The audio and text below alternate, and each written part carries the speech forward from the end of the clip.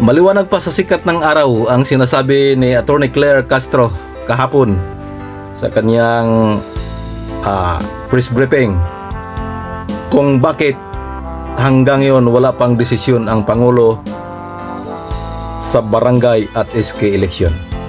Panoorin natin to. Here we go.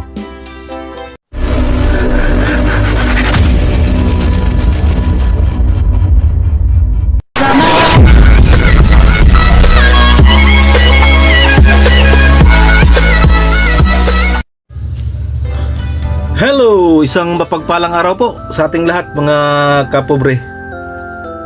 Good morning, good morning, good morning. Panibagong araw po, panibagong biyaya, panibagong pag-asa. Of course, panibagong vlog tayo mga kapobre. So ngayon is araw ng Martes. Oras natin is alas 9 ng umaga. So isa pong mainit-init na balita po ngayon ang ating pag-uusapan mga kapobre. At ito po ay may kinalaman pa rin sa barangay at SK election.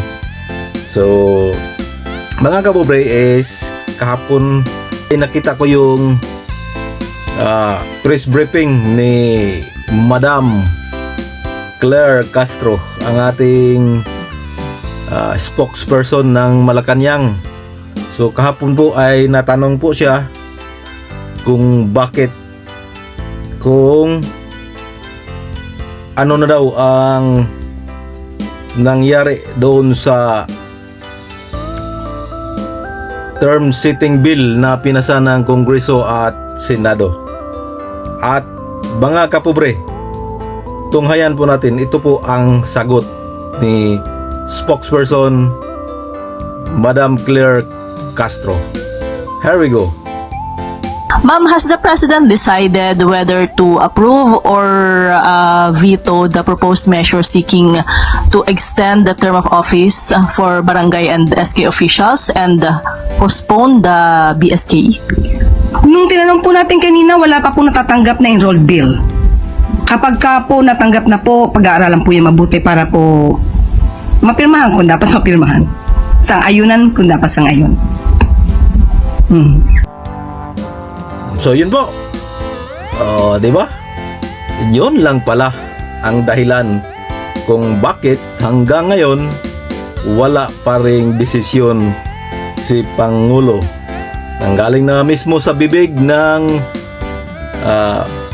tagapagsalita or spokesperson ng Malacanang na si Madam Claire Castro na wala pa daw natanggap si Presidente Bongbong Marcos patungkol doon sa ratified bill, yung term setting.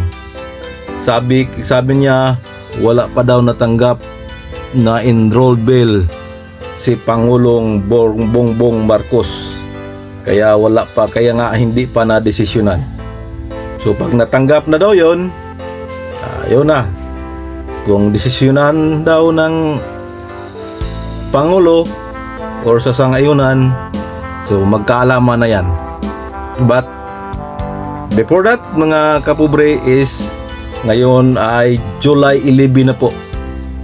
Gaya ng nakaraang mga video ko is sinasabi ko doon, ngayon ay July 11, mag-lapse na po into law yung panukalang iyon kung susundin yung 30 working days.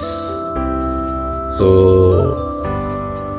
tingnan natin mamaya kung ano nang mangyayari. So ngayong araw is antabayan na natin ngayon, July 11 kasi ngayon. So ito na ngayon ang last day. So maglalaps na po yan.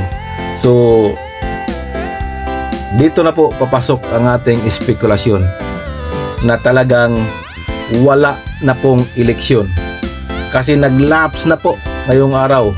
Aywan ko lang mamaya, basta antabayan natin mamaya kung ibito ba or ayaan na lang maglaps yan. So ngayong araw, ito na ngayon ang final decision kung ano na ang mangyayari sa term setting bill na pinasa sa Kongreso at Senado. Again, ngayon po ay maglalapse na po in tuluyan. Kaya sinasabi ko, walang eleksyon kung yon ang ating pagbabasihan. So, pero antabayan pa rin natin yan kasi andyan naman naghihintay lang yan si Attorney Mac Macalintal para questionin yan sa Supreme Court. So, yun lang po ang ating chika-chika ngayong umaga. Ito muli si Pubring Mapalad Vlog. Please like, support, and subscribe kung gusto nyo ang ganitong mga content. Pa-support po. Bye bye, God bless, I love you all. Babus.